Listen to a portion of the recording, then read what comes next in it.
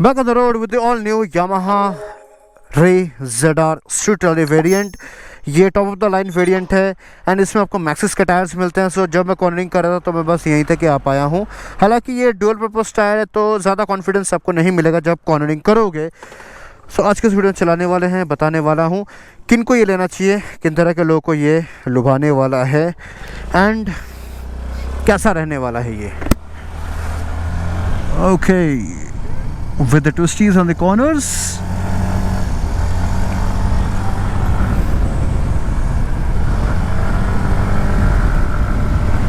So overall अगर मैं engine का परफॉर्मेंस अगर मैं बताऊं तो बहुत ही निम्बल फील करता है।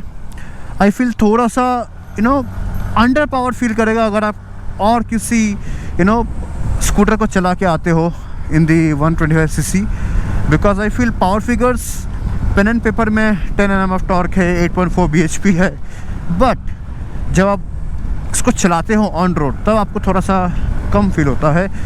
ये मेरा पर्सनल एक ओपिनियन मैं आपको शेयर कर रहा हूँ। आई एम नॉट श्योर, हो सकता है आपको ये सही लगे।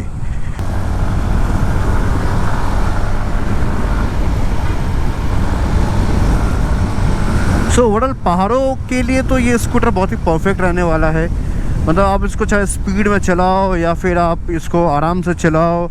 इसका जो मुझे एक चीज़ फील हुआ कि इसका जो इनिशियल टॉर्क है असिस्ट जब तक आपको मिलता है, हाइब्रिड इंजन है ये, तो तब आपको थोड़ा अच्छा फील होता है। लेकिन जैसे ही आप इसको थोड़ा सा बार बार अगर आप पहाड़ों पे चलाने लग गए, मतलब बार बार आप अगर ट्विस्टिस पे अगर आप थ्रॉटल करने लग जाओगे ना, तो आपको थोड़ा सा हल्का फील होगा कि नहीं, इसका परफॉर्मेंस, इसका पावर फिगर थोड़ा और बेटर हो सकता था, जो मुझे फील हुआ। क्योंकि मैंने इतने सारे स्कूटर्स चलाए हैं और ये चलाने के बाद मुझे बहुत ही रिफाइंड, बहुत ही निम्बल इंजन है, लेकिन पावर के मामले में थोड़ा सा कॉम्प्रोमाइजिंग फील हो रहा है when I have ridden this as compare to Zoom 125, Activa 125। हालांकि Zoom 125 का पावर फिगर थोड़ा ज़्यादा बेटर है इससे। Ntorq is a different machine, but I won't rely on Ntorq because बहुत सारे मेरे सब्सक्राइबर फॉलोअर्स जो है वो हमेशा से कहा है कि Ntorq at a point of time बाद उसके इंजन में दिक्कत आने लग जाता है। मेजॉरिटी, मैं एक्सेप्शनल केसेस की बात नहीं कर रहा हूँ, मेजॉरिटी लाइक 96 to 97% लोगों का इंजन में प्रॉब्लम आता है, साउंड आ जाता है और अजीब सा आवाज़ निकलने लग जाता है इंजन से, चाहे आप कितने भी अच्छे से मेंटेन कर लो। So I think after considering that I feel Yamaha is very reliable engine. आप इसको एक बार ले लो और इसको आप मेंटेन करते रहो। I am pretty sure that you are not gonna get disappointed, no matter maybe after 4 years 5 years if you maintain it well. Okay, अगर आप कॉर्नर वगैरह करते हो, अगर आप ट्विस्टीज में जाते हो, then it will give you good confidence. हालांकि इसका रैली टायर है जिसके वजह से ये ऑन ऑफ रोड दोनों ही, मतलब ऑन रोड ऑफ रोड दोनों ही ये इजीली जो है आपको निकाल के देगा। थोड़ा से मडी पैचेस से अगर है तो वहाँ पर भी ये बहुत अच्छा फील करता है।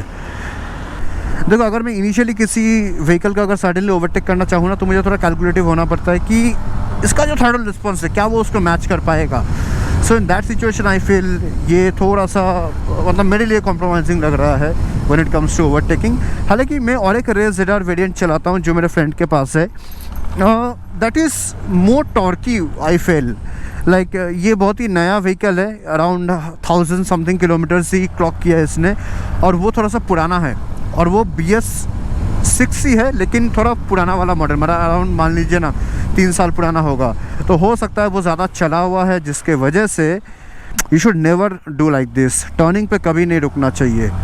पता नहीं, लोग गाड़ी खरीद लेते हैं लेकिन स्किल्स कहाँ से खरीदेंगे, कोई कॉमन सेंस नहीं है। Anyway, so in this situation I feel वो ज़्यादा टॉर्की है। हालांकि होपफुली अगर ये स्कूटर भी काफ़ी चल जाएगा देन ये भी थोड़ा सा जो है टॉर्की फील करना चालू कर देगा, बिकॉज इंजन नया है। हो सकता है due to that reason performance थोड़ा सा अलग फील हो रहा है। Rest engine is very smooth, बहुत स्मूथ इंजन है, बहुत ही कंफर्टेबल फील होता है जब आप इसको चलाते हो। You don't need to think twice कि इसको लूँ या नहीं लूँ। अगर यामाहा है, engine is good, reliable, just maintain it time time पे इंजन ऑयल और गियर ऑयल दोनों एक साथ चेंज करवाते रहना। इससे आपका CVT का जो लाइफ है, मतलब ऑटोमेटिक इंजन है तो ऑफकोर्स CVT का थ्रू काम कर रहा है, तो CVT का जो परफॉर्मेंस है वो आपको ज़्यादा बेटर फील होगा। एंड आपका गियर ट्रांसमिशन इतना स्मूथ होगा ना, तो बहुत लॉन्जिविटी बढ़ जाएगा आपके व्हीकल का। अब इसको थोड़ा सा चलाते हैं and then let me talk more about the tyres and the breakings.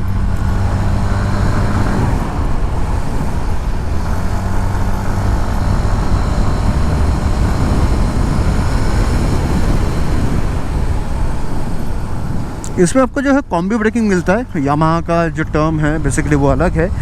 In layman language इसमें आपको कॉम्बी ब्रेकिंग मिलता है, जिसके वजह से आप सामने के प्रेस करो या रेयर के प्रेस करो, दोनों एक साथ ही अप्लाई होता है, जिसके वजह से आपको ब्रेकिंग अच्छा मिलता है, कॉन्फिडेंस मिलता है, वाइल्ड ब्रेकिंग।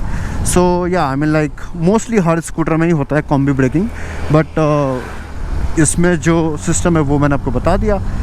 रेस्ट ये हाइब्रिड इंजन है ना, जिसकी वजह से ना आपको यहाँ पे स्मार्ट मोटर जनरेटर मिलता है, जिसके वजह से क्या होता है कि जब आप ट्रैफिक पर थ्रॉटल करते हो ना, तो आपको एक अच्छा पुश मिलता है फ्रॉम द इंजन साइड, जिसके वजह से क्या होता है कि आपको टॉर्क थोड़ा ज़्यादा मिलता है एज़ कम्पेयर टू जो इसका इनिशियल जो टॉर्क होता है।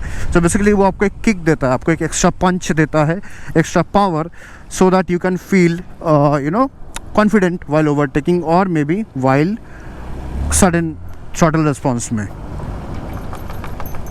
रैली टायर का एक दिक्कत मुझे फील होता है लॉन्ग टर्म पे, जो मुझे पता चला है कि आप जब कॉर्नर वगैरह करते हो ना, तो साइड के वॉल के जो ग्रिप्स होते हैं ना, वो थोड़े से लंबे होते हैं, जिसके वजह से कॉन्टैक्ट पैच अगर हट गया तो वो आपको स्लिप कर देता है।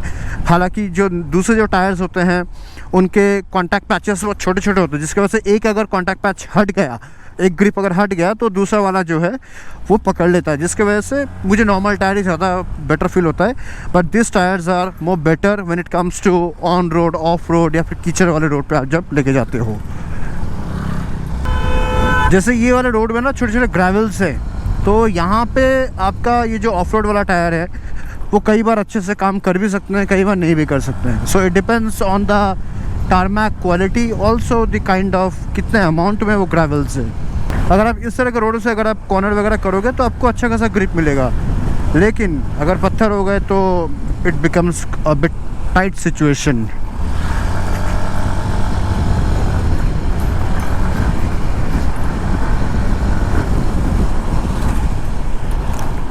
सो इस रोड पे बहुत ज़्यादा ट्रैफिक हो चुका है आज के डेट में, बिकॉज जो दार्जिलिंग का जो मेन रोड है, जो रोहिणी वाला रोड है, वो ख़राब हो चुका है ड्यू टू लैंडस्लाइड, और वो बन भी नहीं रहा, जिसकी वजह से ये रोड पे ज़्यादा लोड पड़ चुका है। जितने भी लोग हैं वो सब इस रोड पे आ चुके हैं। तो इसी की वजह से मतलब जब आप इस रोड पे चला रहे हो ना, कभी भी अगर आप आते हो शांति के लिए, सुकून के लिए, तो वो सुकून वाला राइड नहीं हो पा रहा है, बिकॉज न्यू वॉइस या फिर जिनको गाड़ी चलाना नहीं आता वो लोग भी इस रोड पे आ जा रहे हैं, टर्न पे अपने ही लेन पे आ जा रहे हैं लोग। सो जिसकी वजह से थोड़ा सा डर का माहौल है। Anyway let's see.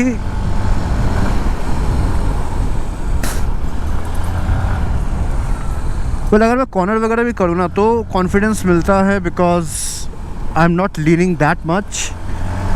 Also being said that छोटा सा टायर है, इसको आप कितना ही कॉर्नरिंग करोगे। टॉर्क वगैरह इज़ गुड, बट एक जो अग्रेसिवली जो पुल करते रहना चाहिए वो मुझे फील नहीं हो रहा है। I have no idea why, ऐसा मुझे नहीं फील होना चाहिए था, but I was not expecting this. लेकिन अभी जो रियलिटी है, जो फैक्ट है, वो मैं आपको बता रहा हूँ।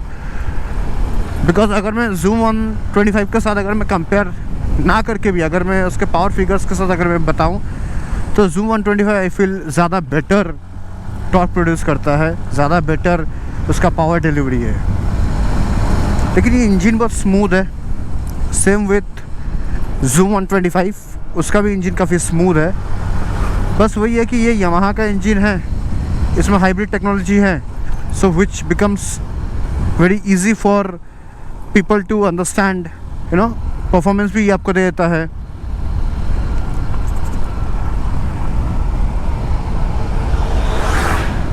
व्हाट आई फील, इसका शायद से फ्यूल ख़त्म हो गया है। Oh shit. एक बार ऑन करते हैं।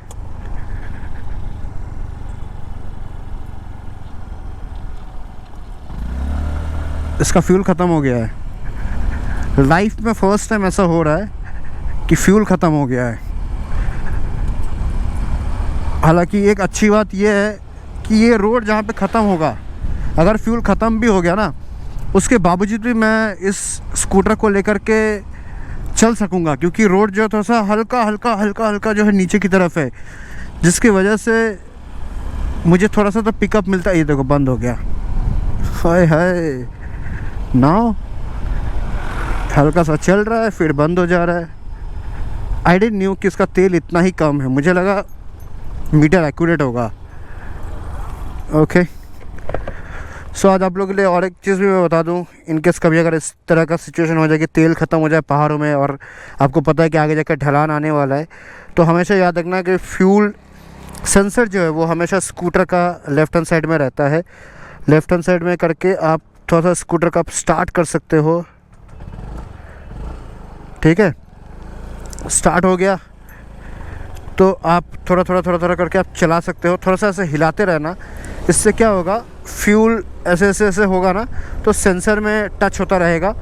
सेंसर मतलब जो फ्यूल इंजेक्टर का जो पंप है उसके सेंसर के साथ वो टच होता रहेगा, तो फ्यूल उससे लेता रहेगा।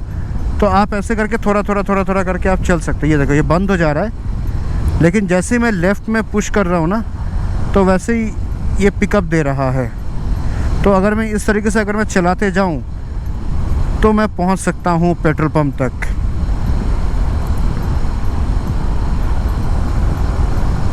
लगा था कि फ्यूल है। ये आप लोगों के लिए एक बहुत अच्छा एक लेसन है कि इन केस कभी लाइफ में ऐसा हुआ तो आप इस तरीके से कर सकते हो। Same with the bike, same with the scooter.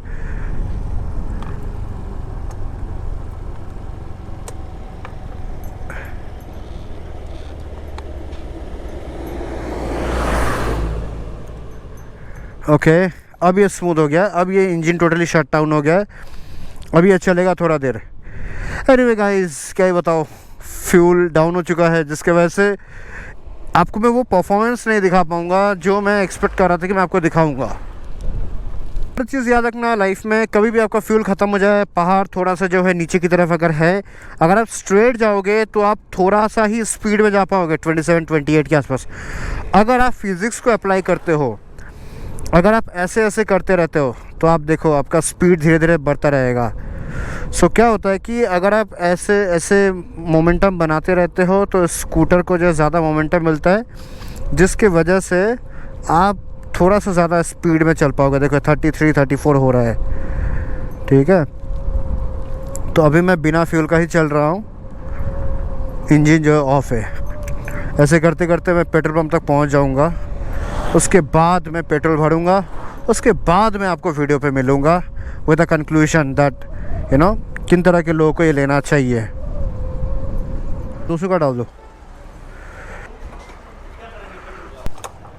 Okay so जब भी आप खाली टैंक में फ्यूल डलाओ तो एटलीस्ट 3 से 4 बार ना ऑन ऑफ कर लेना, या फिर किल स्विच को प्रेस कर लेना। इससे क्या होता है, जो फ्यूल फिल्टर होता है वो अच्छे से फ्यूल को अपने अंदर ले लेता है, जिसकी वजह से आप जब चलाओगे तो आपको परफॉर्मेंस में कोई लैग वैग फील नहीं होगा। अभी यहाँ पे मैंने 200 का तेल डाला, इसमें 1 बार आ गया है, पता नहीं कैसे, बट फ्यूल ख़त्म नहीं होना चाहिए था। Anyway now let's come to the conclusion. Overall performance is really good. Personally तो मैं डेफिनेटली यामाहा रेज़र को प्रेफर करूँगा, but after riding this model I felt that इसमें थोड़ा सा ना पावर का थोड़ा सा मुझे वो फील हुआ कि थोड़ा सा कम पावर फील हुआ as compare to other 120 scooter. अगर आप वो कंसिडर करके एक लॉन्ग रनिंग इंजन अगर आप देखना चाहते हो then definitely go for it. Nice scooter, body balance काफ़ी अच्छा है। सिर्फ 99 किलो का ये वेट करता है। 99 किलो वेट करने के कारण ये काफ़ी इजी हो जाता है, काफ़ी हल्का, आपको लाइट फील होता है, चाहे आप हाईवे पे चलाओ या फिर आप इसको गैराज से बाहर निकालो या फिर जो भी आप करो ट्रैफिक वगैरह, पार्किंग वगैरह में, तो आपको बहुत ईजी फील होता है। सो या in this situation I feel this machine makes more valid point, और आई गेस 1,08,000 या 1,10,000 के आसपास ऑन रोड आता है सिलीगुड़ी में. सो या दैट्स अ प्लस पॉइंट. सो या विद ऑल दैट से थैंक यू सो मच. मिलता हूँ मैं आपको अगले किसी वीडियो पे. Till then, let me know if you have any other questions in the comment section box, and share this video with those who are looking for Yamaha Race Radar practical opinion review video. With all that said, thank you so much. Bye bye. Ride out, ride safe.